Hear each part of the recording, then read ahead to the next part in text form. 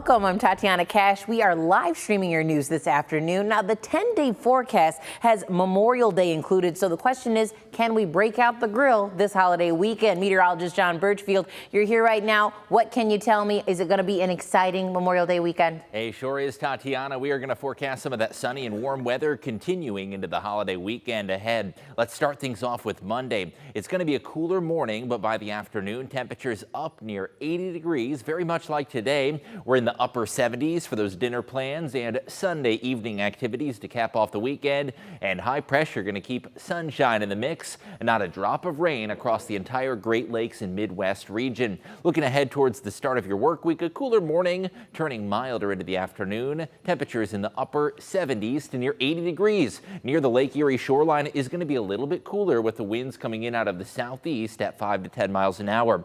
Our exclusive 10-day forecast. It does take us all the way through the holiday weekend. I've got a first look at your Memorial Day coming up. All right, thanks, John. Now we start off with some breaking news. It came in just after our 11 o'clock show last night. One person has died on Jeep Parkway. Police tell us 43-year-old Juan Riviera was walking along the road when a point-and-place woman hit and killed him with her car. We were told she has not been booked on any charges, and as new details come in, of course, we're going to share them on air as well as online with our WTOL News app. Also, nearly a dozen Toledo police officers had to respond to the 1800 block of North Cove in West Toledo yesterday, where a male victim was found shot multiple times in his leg. We're told his injuries are considered non-life-threatening, and Toledo Councilman John Hobbs was actually at the scene last night and spoke to WTOL about having to attend a vigil in the same area back in 2022 for a young child who was a victim of gun violence. It is just not the responsibility of our police to try to get those to put the guns down. We all have to reach one, teach one, please put these guns down, and let's not have a violent summer, not again. The vigil was for Desire Hughes back in April of 2022. Negotiations over raising the debt ceiling are now down to the wire. President Biden actually had to cut his overseas trip short to negotiate a deal with Republicans who are calling for spending cuts. Please have a seat. President Biden and House Speaker Kevin McCarthy have set a Monday afternoon meeting to reach a deal over raising the nation's debt ceiling.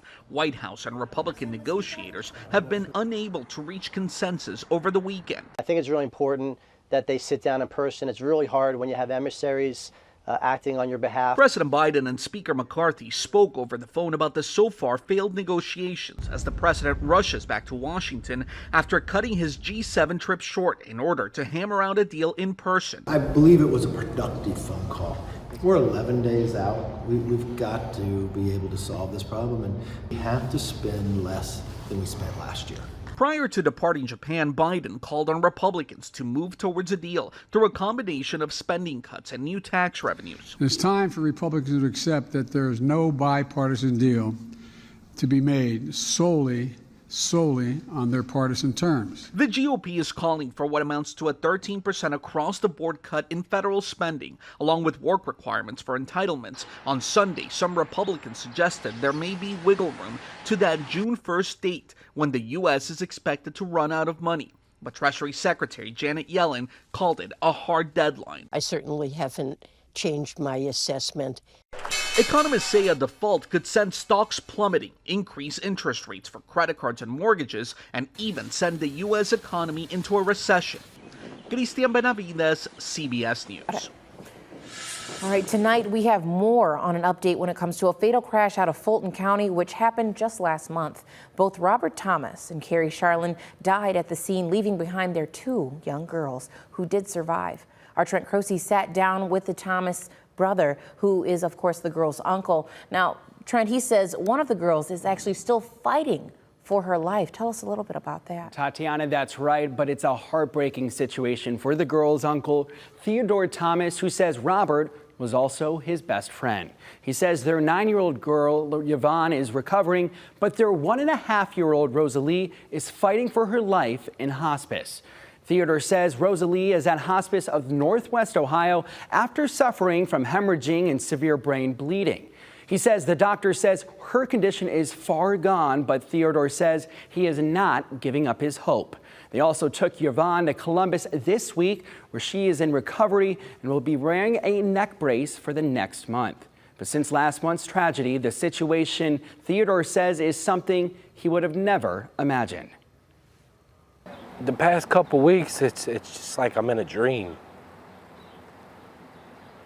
Like, it's so weird. I can't pick up the phone to call him. I can't talk to him no more.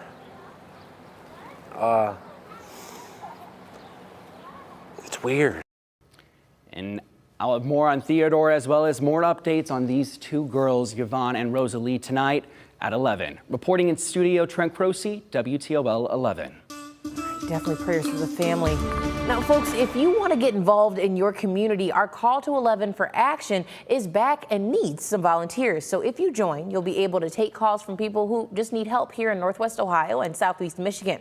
Then our team is going to train you on how to take those problems and get some results. If you're interested, text the word action right there on your screen, action, to 419-248-1100, and we'll connect you so you can start connecting and helping others. All right, Toledoans took a relaxing bike ride as a way to give free bikes to children in need. The Ride Across Toledo ride is a 15-mile bike route meant to help children feel the freedom of owning their own bike. Today's event started at Ernest Brew Works in downtown Toledo. Riders rolled through the city, and proceeds from this ride actually go to families who want to give their kids a bike but just can't afford one. The kids light up pretty quickly when they find out that they're the winners or the recipients. They are super excited when they come in the shop. They're grinning ear to ear. They're super happy. They're pumped. Families are pumped. It's just a good vibe feeling, and the kids' smile makes it worth it for us. Definitely. All right, the Ride Across Toledo hopes to host a fall event and even make the ride route longer. The American Heart Association in Northwest Ohio is honoring their survivors while raising awareness on heart issues by hosting a leisurely walk around UT's campus today. Now, attendees and heart disease as well as heart stroke survivors participated in a health expo and 3-mile walk. Now, for every walker, $1 is actually donated to the American Heart Association. And so the walk not only raises awareness about stroke and heart issues, it also highlights prevention methods as well. Toledo in Northwest Ohio has always been so wonderful to us, and we just thank them immensely for coming out. And it helps when you have a beautiful day, beautiful venue, beautiful day, and I'm excited to celebrate all of our survivors today. All right, fun fact for you, next year's Heart Walk is actually going to be celebrating 100 years, so it's the 100th anniversary. All right, so in case you missed it, the Toledo-Lucas County Health Department, as well as Toledo Driving School and 7 other organizations, hosted an educational fair about car safety today. The event offered actionable, life-saving information on how to navigate possible unexpected events through demonstrations on car seat safety, seatbelt use, blind spot awareness. Other topics that were covered is what could happen during driving under the influence, and also what to do if your car breaks down. Pretty logical one. Or if you get pulled over by law enforcement. I think it's so cool because I feel like I wouldn't be able to learn it anywhere else. I feel like this is like the easiest place to learn it. Like those YouTube videos, they can't really do much. You can't communicate with the video. I mean, it's just really cool. Yeah, it's always good to learn. Now, the hope is to bring more fairs like this to other areas throughout Lucas County this summer. Well, we're just a little over a week out from the holiday weekend, so let's start things off by looking at Memorial Day. Our exclusive 10-day forecast takes you all the way through the holiday weekend, which is looking warm and dry to start off the unofficial start to summer. 84 degrees, and rain chances are going to be slim to none for your Memorial Day.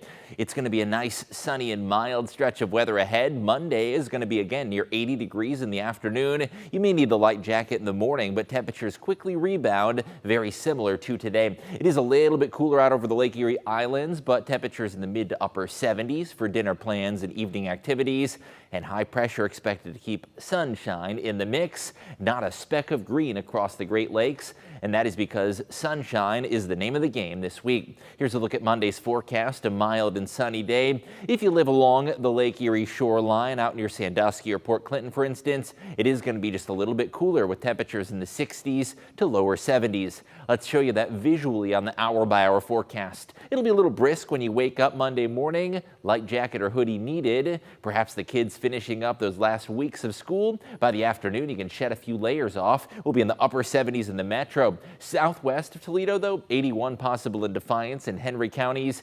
And along the Lake Erie shoreline, that yellow color from Luna Pier back towards Port Clinton shows you temperatures that will be just a little bit cooler. Planning out your Monday, temperatures will be in the 50s at daybreak, so you will need that light jacket. By lunchtime, we'll be in the low 70s. And for evening sporting events with the kids, you're going to see a few more of those puffy fair weather cumulus clouds. Temperature is going to feel spectacular for tomorrow.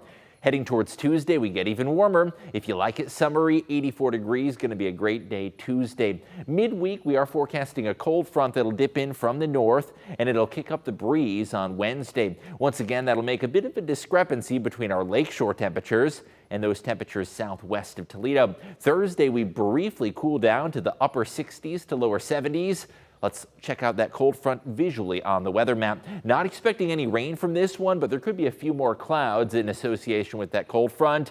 And we're going to briefly dip down to the 40s for those overnight lows. No, it's not going to be cold enough to cause any frost or freeze worries, but as that front sinks in through the Ohio River Valley, it is going to turn a little bit cooler for the middle of the week. You'll see that brief cool down, in particular on Thursday, that drops down to the upper 60s. Friday's also going to be a seasonable day in the 70s. Holiday weekend, sunshine both days, warming up to the 80s by next Sunday.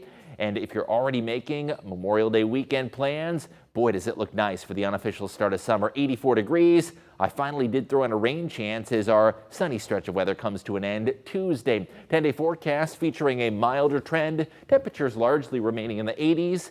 And we officially kick off the summer feel next Monday. Looking great for the holiday weekend, Tatiana. It does. You know what? Looking at that forecast, John, I'm not going to hold that one rain against you. No, it's a pretty nice week ahead. Yeah, I just threw in the rain. You know, got a little boring this week. But yeah, looking like a gorgeous stretch of weather ahead. And we will need some rain eventually for those gardens and farms. But the dry weather is so nice, though. So thank you for that unofficial, beautiful week of weather. Thank you so much for joining us here online. Of course, don't forget to check us out on Fox 36 for 10 o'clock. And then, of course, WTOL 11 for 11. Have a great rest of your day.